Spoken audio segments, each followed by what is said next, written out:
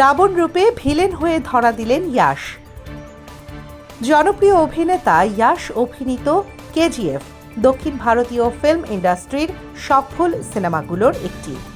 এই একটি সিনেমায় অভিনয় করার জন্য 5 বছরেরও বেশি সময় তিনি অন্য কোনো কাজ হাতে নেননি। এ দীর্ঘ সময় ধরে তৈরি করেছেন নিজেকে, আর সেটার ফলাফল পেয়েছেন হাতে নাতে। কেজিএফ চ্যাপ্টার 1 মুক্তির পর এর ব্যবসায়িক সাফল্য ইয়াশকে পৌঁছে দিয়েছে খ্যাতির চূড়ায়। সিরিজের দ্বিতীয় সিনেমা কেজিএফ চ্যাপ্টার 2 ছিল আরও এক ধাপ এগিয়ে, তাই ইয়াশকে এখন কেজিএফ তারকা হিসেবেই চেনেন মানুষ।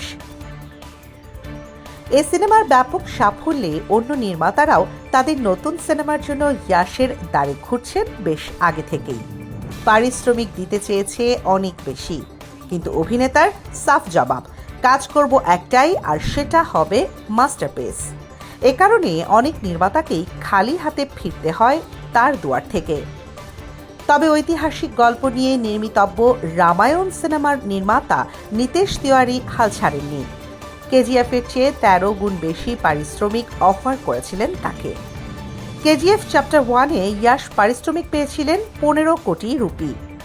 এ পরিমাণ পারিশ্রমিক বাড়িয়ে দেওয়ার পরও রামায়ণে অভিনয় করতে রাজি ছিলেন না ইয়াশ, কারণ চরিত্রটি ছিল ভিলেন রাবণের।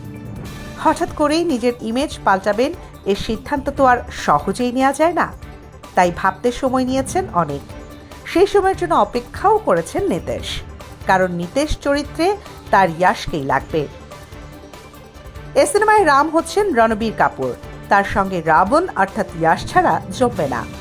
অবশেষে রাজি হয়েছেন কেজিএফ তারকা, তবে শর্ত জুড়ে দিয়েছেন সিনেমার প্রযোজনায় থাকবে তার নাম।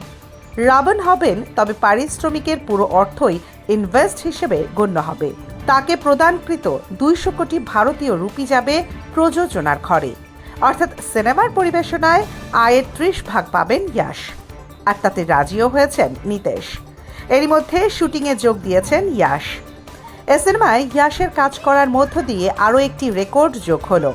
ভারতীয় সিনেমার সর্বোচ্চ পারিশ্রমিক প্রাপ্ত খলনায়ক এখন ইয়াশ। উল্লেখ্য, রামায়ণ ছাড়াও ইয়াশ বর্তমানে toxic a fairy tale for grown আপস সিনেমায় কাজ করছেন। এটি 2026 সালের 26শে মার্চ মুক্তি পাবে। একই সঙ্গে কেজিএফ চ্যাপ্টার 3-র প্রস্তুতিও নিচ্ছেন এই তারকা। Real link entertainment desk.